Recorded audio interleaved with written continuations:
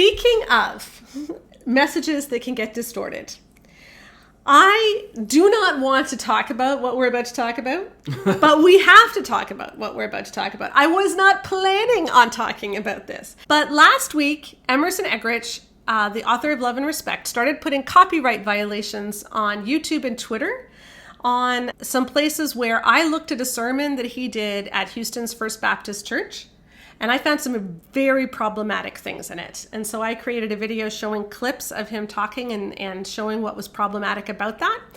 Those videos have been taken down and they've been taken off of Twitter, but I've decided that I would like to revisit this in a way that is absolutely fair use, which we will talk about at the end of this podcast, why it is fair use.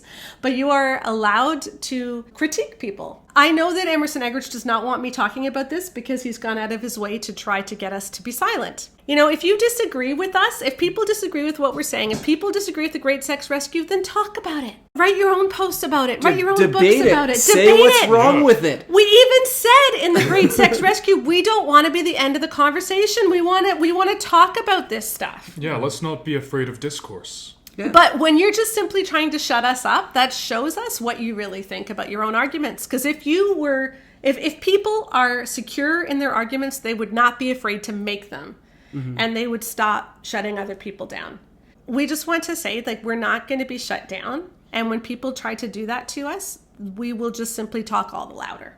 And the thing is that you're getting an audience because people are saying, finally, someone is saying the things that I've been thinking. Mm-hmm. We're not going to stop saying that when people are saying, thank you for finally speaking up for us. Yep. So last week, this happened, and it was in the middle of our launch. I was doing 2 to 3 interviews a day for other people's podcasts. I'm still doing that. I have 2 interviews today. And so I didn't have time to deal with it. And so I said to Connor, hey, Connor, could you please watch these 2 sermons that Emerson Eggerichs gave at Houston's First Baptist Church in October of 2019, which were the sermons that I originally critiqued, and tell me what you think of them, and write a post. And boy, did I watch those videos. Yes. And so we're going to walk through those videos and show you some of the clips. And as per fair use, we will be providing some critique and some commentary, which is transformative, which is the first principle of fair use, which allows you to use people's clips. Okay, why don't you introduce this? So the first thing that you did, Connor, is you said, hey, you know, people often criticize me because I don't give his caveats. When you originally released this video, you know, there was all the criticism about, oh, well, you're taking him out of context, and oh, well, he actually does address these things you're saying he doesn't address. He addresses them, you know, in this blog post that he wrote or in his book, if you just read his book. And a lot of people saying, clearly, you did not watch through all of the videos. You don't know what you're talking about. And so going into this, I was like, first thing I'm going to do is I'm going to watch the heck out of those videos. Mm-hmm. And then I'm going to put in so much context that it is clear I have seen way more of those videos than I ever wanted to. Because my philosophy is, going into this to set up the beginning of it, my philosophy is I'm going to give you, or this thing, as much credit as I possibly can. Mm-hmm. So that when people see how little credit that is, that speaks louder than if I'd tried to just barge through, make my point, and not give some caveats and some defenses. So, going through, first thing I want to do is take a look at where are all the places that he did say something that could be considered a disclaimer about abusive or unhealthy or toxic relationships. Because the initial accusation was he did not address these things properly and did so in a way that could enable them. Unless it's an evil, unless your husband's saying, hey, I've been thinking about selling the kids for our cocaine habit. That's evil. That's immoral. That's illegal. That's, you know. So don't sell your kids for a cocaine habit. Yeah. So the first thing that he says is he's saying, don't see arguments in terms of black and white. One of you has to be wrong. One of you has to be right. Unless you're talking about evil. Unless your husband is saying, let's sell the kids for our cocaine addiction. So I'm like, you know what? That's kind of a disclaimer. Okay. So we'll put that in there. Let's move on. Let's take a look at the second thing he says. But we're fearful that if we do the loving or respectful thing, that they'll take advantage of it. Or some women think, well, you're just saying be nice. I've tried being nice. I'm not talking about being nice. It's interesting how some quickly dismiss what This is what this is saying. It means you courageously and respectfully speak the truth. Ananias and Sapphira, Peter said you win a disobedient husband through your respectful behavior. Some people think you just got to give men license. No, because it was Ananias and Sapphira in Acts 5 who both lost their lives. They were first post-Pentecost discipline. They received the Holy Spirit, but they lied to the Holy Spirit and lied to Peter. Peter, who penned 1 Peter 3, says to Ananias, why did you lie? And he dies. And then Sapphira, he didn't say, oh, Sapphira, you're a dutiful wife. You respected your husband. You went along with the lie. That's what I teach the church, so you get to go. No, she lost her life. There are boundaries, and you don't step into sin or evil. Been preaching that for 20 years. But some take the superficial view and somehow say you're respecting bad behavior, you're being nice. No, I talk what that means. But here's the deal. You can't be disrespectful to motivate love, and you can't be unloving to motivate respect. All right, so the second clip, he's saying that his books are not just talking about being nice, because that's something that some people come away feeling, is that they just need to let their husbands walk over them, just let him do whatever. And he's saying, I'm not saying that in my books. I am saying that you need to boldly and bravely and courageously speak the truth, which is good. Okay, great, he's addressing that. But wait, then he only brings up the context of you do not go along with whatever your husband says so that you step into evil and sin along with him. Mm-hmm. Okay, but then that still doesn't cover situations where the woman is the victim of the sin that's going on. Yeah, am I allowed to speak up if the evil's being done against me? And is that all she's allowed to do? Is all she's allowed to do just speak up and courageously speak up the truth and say, hey, I don't think you should be doing that, and then hope that he listens? It's unclear. And so let's move on to our third clip, our third caveat that he gives. Rather than having this mature perspective, neither one of us are wrong, we're just different. That this is not a moral issue that we're talking about. These are what I call the pink and blue differences in the gray areas of life that must not be escalated to black and white matters. It's just common issue. There's not moral issues here. If there are, then that's not my frame of reference. He's betraying you. He's beating the kid. We're not talking about that. We're talking about these day in and day out tensions between people of goodwill. What I noticed, can I just jump in? The very first thing he said was, we're not talking about someone doing something wrong.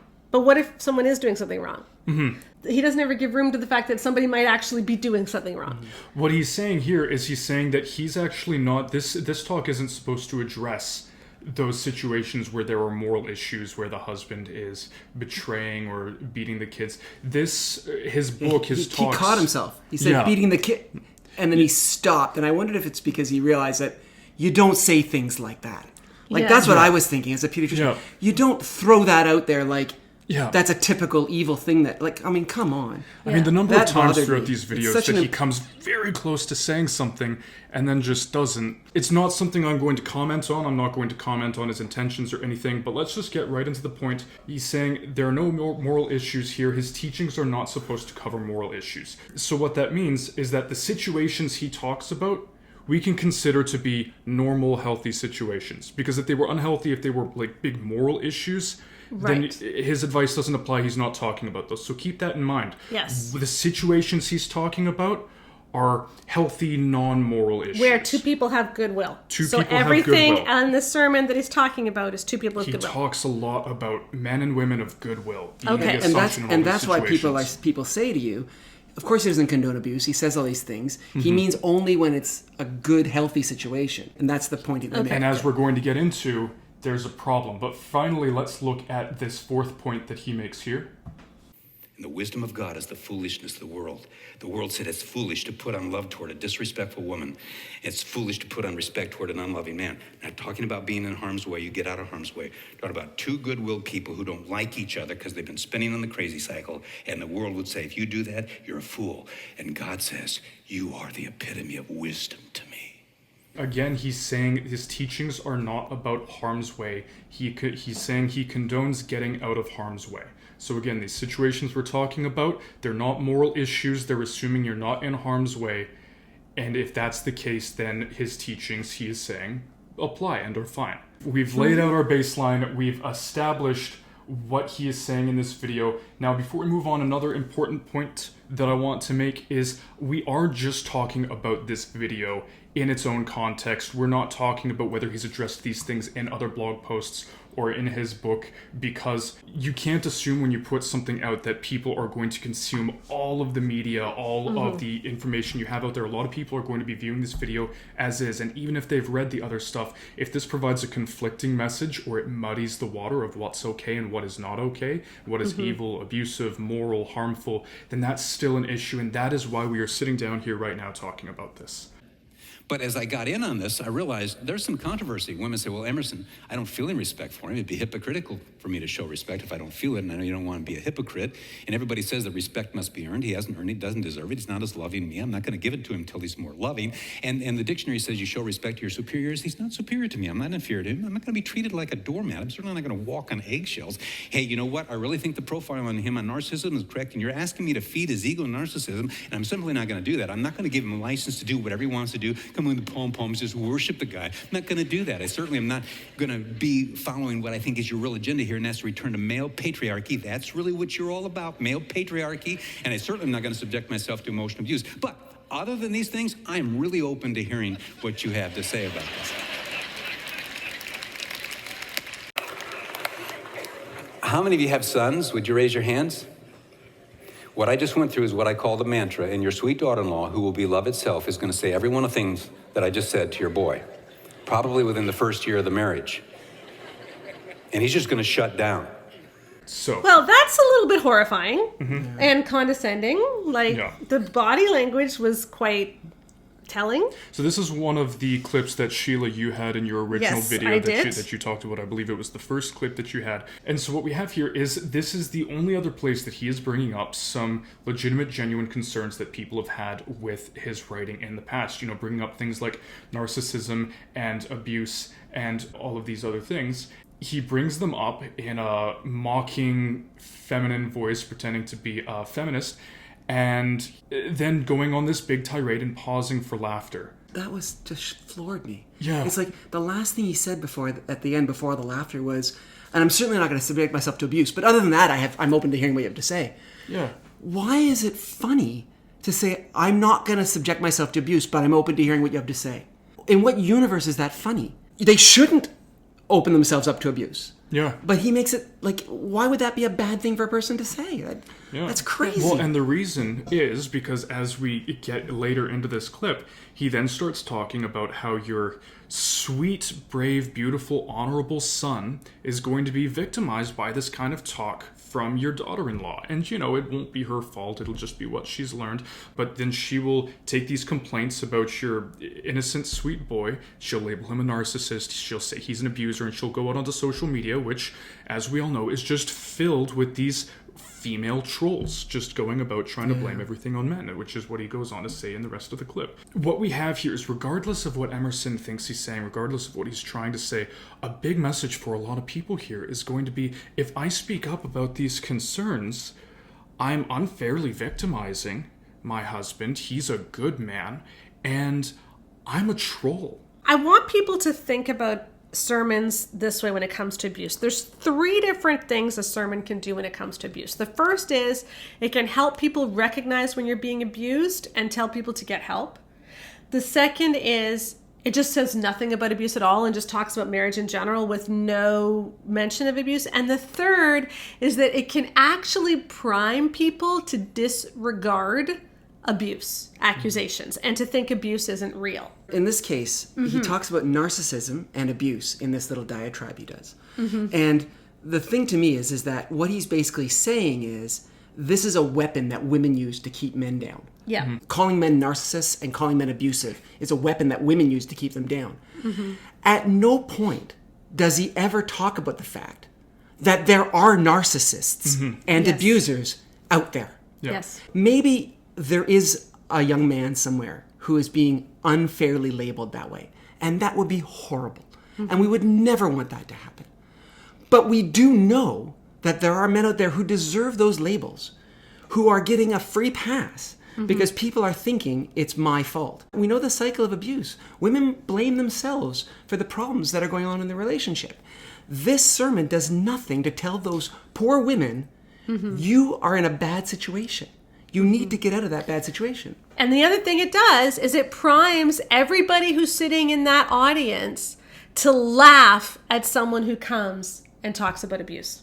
Them 85, think bell curve, 15% don't. My mother withdrew, but 85% of the men withdraw in Stonewall. But they were monitoring the heartbeats. And men, during conflicted moments maritally, their heartbeats get to 99 beats per minute. He looks stoic, but his heartbeats are in warrior mode. The woman looks like she's a flamethrower. She's out of control. Her heartbeats are normal. If the husband just says, I'm sorry, and humiliate, I'm sorry, I'm wrong, will you forgive me? She'll go, well, I'm wrong too. I was bad. I shouldn't have really said what I did. I'm sorry too. Will you forgive? Immediate, it's axiomatic, kicking into the I'm sorry as well. She doesn't want to control you. She's trying to connect. And once there's this apology, heartfelt, she will immediately be there because that's her goal. That's why she's not out of control. She looks like it.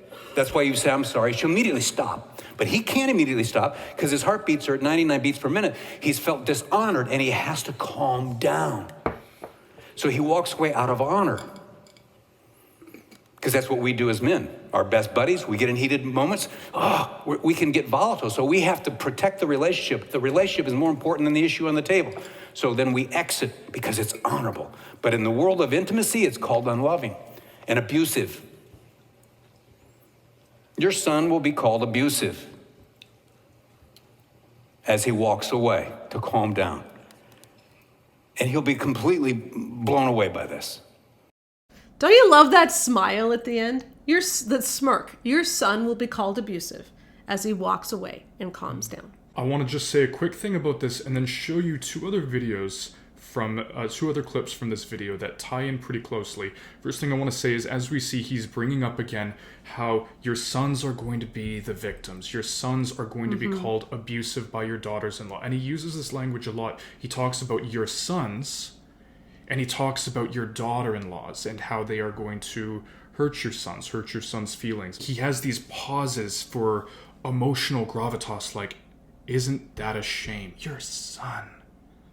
But the men, why were these men withdrawing? Well, remember, as I said today, they were measuring the BPMs, the beats per minute of the heart. And during these conflicted moments, the men's heartbeats got to 99 beats per minute. That's warrior mode. So when a man is in that kind of state, he has to calm down.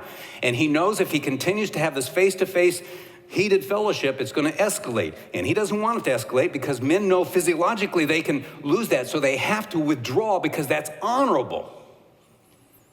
Among us as men, the honor code dominates. So when we're in heated moments with our best buddy, we drop it, forget it, and we exit because the relationship exceeds this issue on the table. You are more important to me than this topic. And when we have that moment, my best friend doesn't go, Emerson, you come back and talk to me. He's not in my face because he's not insecure about this. This is why he doesn't apologize to you. Why should he say he's sorry for doing the honorable thing on the heels of what he perceives to be disrespect from you over something that he didn't feel was unloving? And then we label him egotistical and arrogant because he never says he's sorry. You don't say you're sorry in the man's world for doing the honorable thing when you want to just really go after your best buddy. Why would you apologize for that? But the culture of intimacy is pink in this culture. So it dominates. And the females are telling us why men do what they do. They're defining who men are. Okay.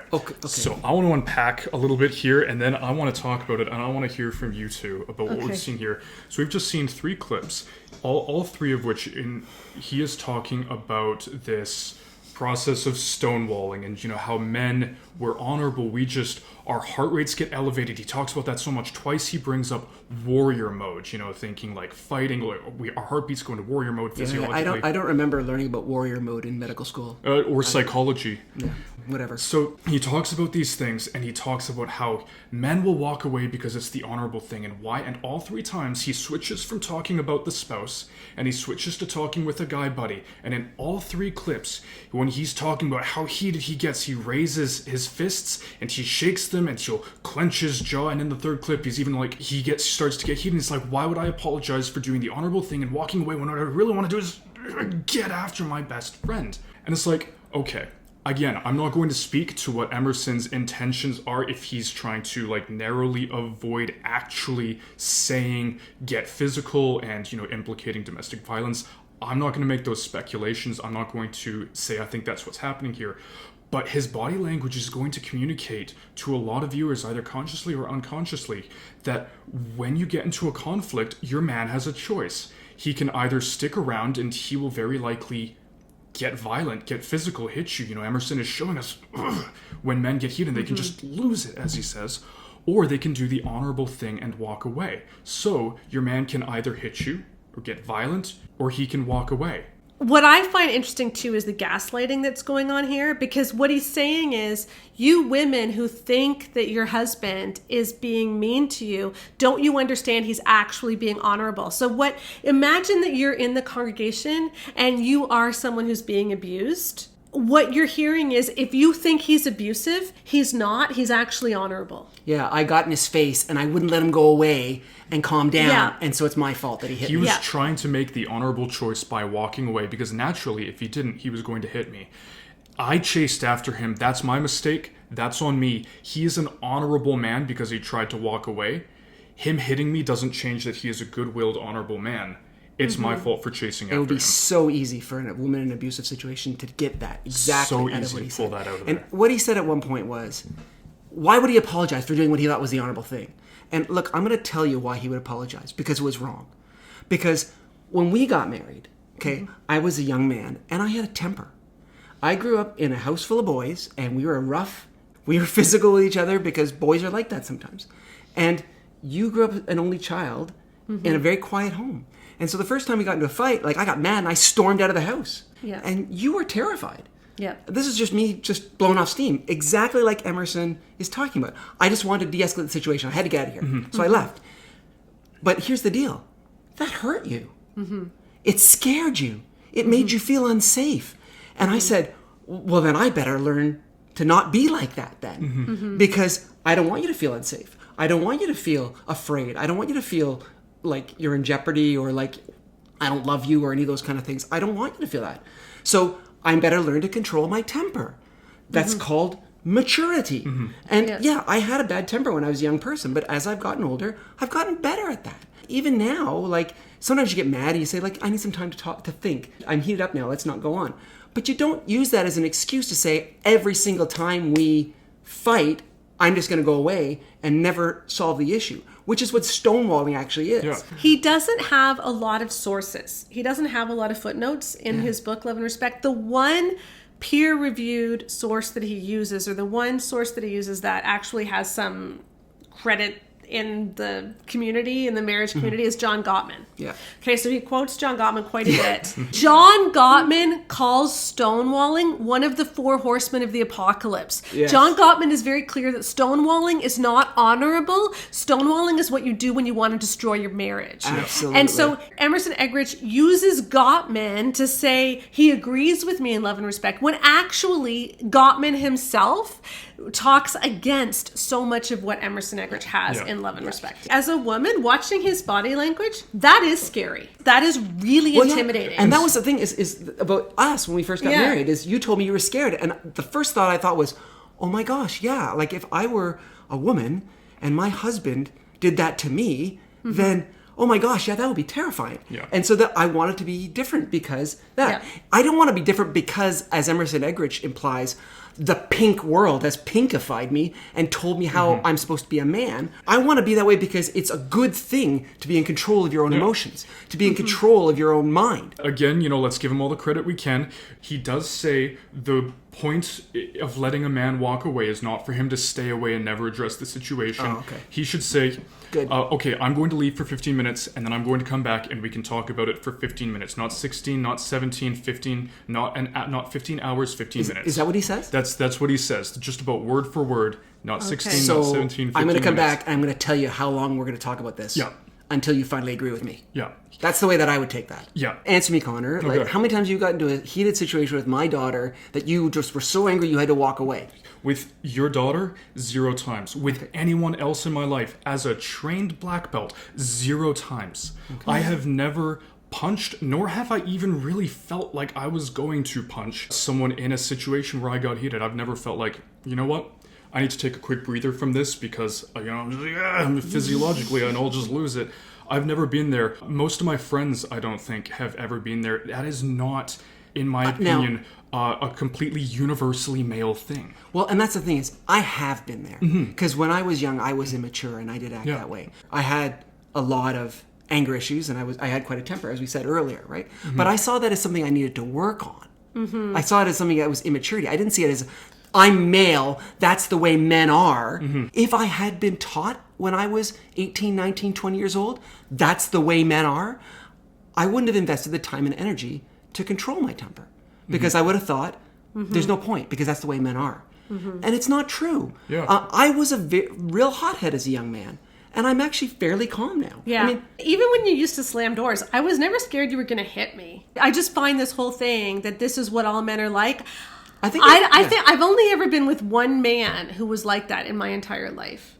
That I felt like was like that. Like, that is not normal. Yeah. But in these videos, Emerson talks about how men are hardwired a certain way, and this is how God designed them. And it's about helping women understand that this is how men are. And he talks in a lot of general terms. Men are honorable. With men, the honor code rules. The honor code dominates. Men will need to walk away because men, their heart races. Like, this doesn't speak about me. This doesn't speak about most of the people that I know. This doesn't speak about people who maybe once were like that, but now have grown and matured beyond that. So if all of the healthy people I know in my life, if this doesn't apply to them, who is it supposed to be applying to? Having a sermon where you talk about how all men get anger to the point where they have to walk away is just problematic. Now, I do want to say, if you do have anger so much that you're scared you're going to hit someone, you should walk away. Absolutely. But, and you should seek help. Yes, and you should not consider that normal. And you should apologize. Yes. And you should apologize for that. And it's not honorable. Before we play this next clip, I do just want to mention, as a trigger warning for anyone, that this is where Emerson goes on to recount a tale of domestic assault and attempted murder in his own family when he was a kid. So he doesn't go into great detail, nor will we, especially since none of us were there. We don't know the situations. We're not going to speculate anything about his family. But I do want to just lay it out there that is what's coming up just now. So let's be honest about the dynamics. My mother was wounded. My dad attempted to strangle my mother, and my dad wounded my mother. She just shut down and separated for 5 years. We later came to Christ my freshman year at Wheaton. I'd come to Christ at 16 in a military school, which I was sent to for 5 years because of family issues. But what I saw then is this crazy cycle, and we get on that, and there is this moment where we've all got to come to a place where we ask ourselves, is my wife really trying to diss me? Is that really her mission, or is she a good-willed woman who's reacting because I said or did something earlier that felt unloving to her? And is my husband really trying to be unloving when he would die for me if I don't kill him first? Is he really unloving, or did I say or do something earlier that was disrespectful?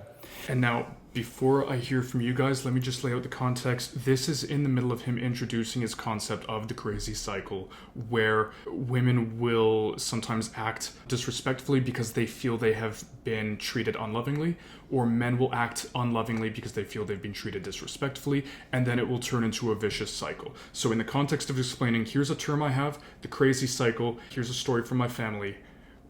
I saw the crazy cycle here. This is a normal thing that happens in relationships. He says in several times in the video that it happens in his relationship even now, like generally about once a week or 3 times a month. So I didn't see the whole sermon. I'm just watching these clips, right? But the first thing is that was clearly abuse. I mean, that was an attempted murder. If you strangle somebody. Yeah. How can you ever go from that to asking the question, is my husband really unloving, or is he just feeling disrespected? Like, in what universe does that next question you ask? And why does he say he would die for you if you don't kill him first? Like, the person who was just being killed a second ago was the woman. How do we suddenly flip to she's going to kill him? Like, what happened there? And he talks so much in this video, taking any chance he can to bring up, like, every one of you in here, your husbands would die for you without a hesitation. If Al-Qaeda burst in here, every man in the room would jump onto their wives and protect them with their bodies. Or is my husband who would die for me if I don't kill him first really being unloving? He talks so much about how, obviously, every man would die for his wife because all men are honorable. And it's that other issue with generalization there. because that's not true for a lot of people. Once you choke someone, there's now a 7 times greater chance you will murder them. Because people are murdered in marriage. That happens. Yes, and there's a domestic violence checklist that police use, that domestic violence shelters use to assess your risk. And being choked is one of the big risk factors that you will actually be killed. And so this is not just a tiny thing that he has mentioned. This is something that is huge. Yeah. And for him to not couch it in terms of abuse or in terms of something that the police need to be called for, and perhaps the police were called in this situation. We don't know. But he never says to people in the congregation, hey, if anyone ever tries to choke you, that is really dangerous. You need to call the police. That is not a safe situation. Instead, he uses it as an example of the crazy cycle, which he goes through 3 times a month. He is very careful, it seems, not to actually say, here's what happened to my mom and dad. My dad specifically should have asked if his wife was being unloving, and my mom specifically should have asked if my dad was being unloving. He didn't specifically tie that in, but it is the very next thing he says. Here's a crazy cycle. Everyone goes through it. This is part of a normal marriage. It's part of my marriage. My dad tried to kill my mom. That was a crazy cycle. In a crazy cycle, a man needs to ask this, a woman needs to ask this. So yeah, he doesn't explicitly say... And it's not enough to say, well, of course I didn't mean that.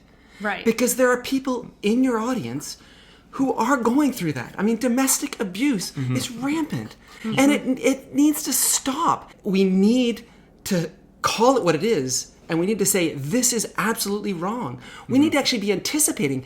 And what I'm saying, could it be used in an abusive situation by a man to weaponize it against his wife? We need to be careful that we don't put ammunition into those men's hands. Yeah, and you know because, what you just because said? Not all men are like that. And Emerson Eggerichs is implying that anyone who speaks out against men who are like that is against all men. I'm a man. I'm not against all men. Yeah. I don't think most men are abusers. Yeah. But I think that there's some are. We know some are. And we need to stop them.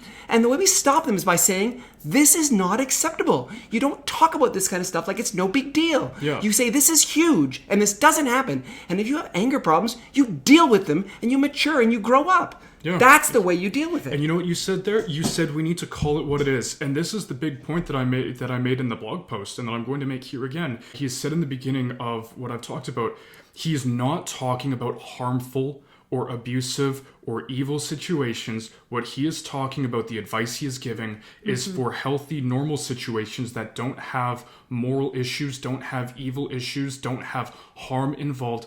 And then he gives the implication that your man will probably hit you if he doesn't do the honorable thing and walk away. And he gives this example of this horrible thing happening in his family and that being part of a crazy cycle, which is in his teaching. And so you can't say, I'm not talking about harm's way. You get out of harm's way. What I'm talking about here is not that. And then talk about these kinds of situations, because what that communicates to the viewer, what that communicates to the listener is, okay, well, I think I'm in a harmful situation. He says get out of harm's way, so I should get out of this.